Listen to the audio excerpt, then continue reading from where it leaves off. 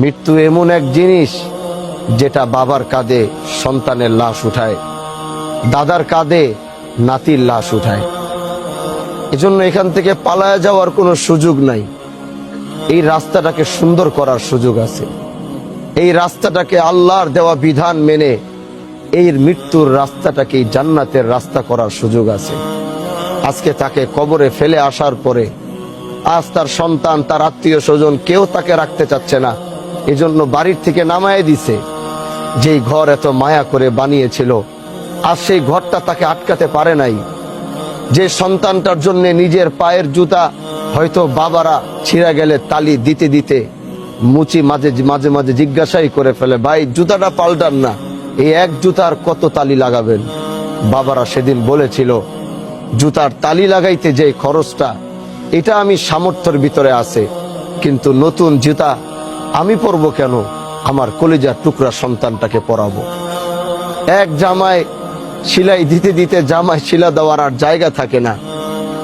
তারা জিজ্ঞাসা করে, ফতুয়াটা পাল্টান না কেন, পাঞ্জাবিটা পাল্টান না কেন? বাবার মনে ওই চাওয়াটাই থাকে, নিজে না পাল্টায় ওই টাকা দিয়ে আমার সন্তানটাকে পরাবো। আজ ওই সন্তানরা তাকে মাটির ভিতরে ফেলে আসবে, যার জন্য তার জীবনের 4 ভাগের 3 ভাগ তিনি খরচ করে ফেলছেন।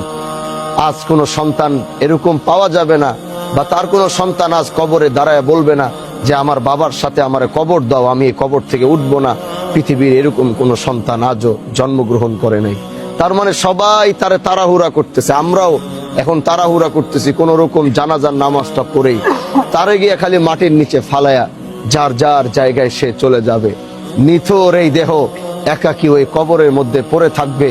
ওই কবরটা কারো জন্য হবে জান্নাতের টুকরা, আর কারো জন্য হবে জাহান্নামের টুকরা।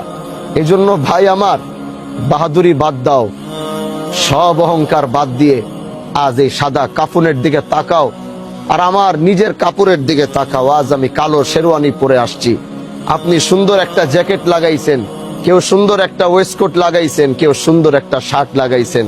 কারো শার্টের ভিতরে এমব্রয়ডারি করা, কারো জামার ভিতরে নকশা করা। আজ এই সাদা কাফনটার দিকে তাকাও। আল্লাহর কসম, আমি হানজালার এই মুহূর্তে মৃত্যু হয়ে গেলে সাথে সাথে আমার এই কালো এর শেরওয়ানিটা খুলে ওই কাপড়টাই আমাকে পরাবে, যে কাপড়ের ভিতরে না কোনো রং আছে, না কোনো ঢং আছে, না কোনো সেলাই আছে। আসো মৃত্যুটাকে স্মরণ করে যেদিন আল্লাহর পথে রওনা হব, ওদিন যেন আমার কোনো ভয় না থাকে।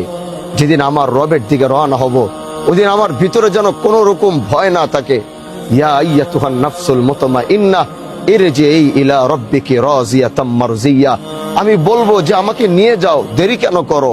আমি তো ওই দুনিয়ায় বাঁচতে চাই না যেই দুনিয়া আমার আল্লাহর থেকে আমাকে দূরে সরাই দিছে, যেই দুনিয়া আমার রব থেকে আমাকে আলাদা করে দিচ্ছে, যেই দুনিয়া আমাকে শিকল দিয়ে বাইদা জাহান্নামের দিকে টানছে।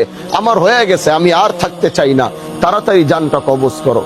এরকম মৃত্যুর প্রস্তুতি যুবক হই, যুবতী হই, মুরব্বী হই, আলেম হই, ইমাম হই, স্টুডেন্ট হই, যাই হই, কৃষক হই, গরিব হই, ভ্যান চালক হই, অটো চালক হই, প্রত্যেকের মৃত্যুর সেই প্রস্তুতিটা আমরা গ্রহণ করে রাখতে পারবো তো ইনশাআল্লাহ?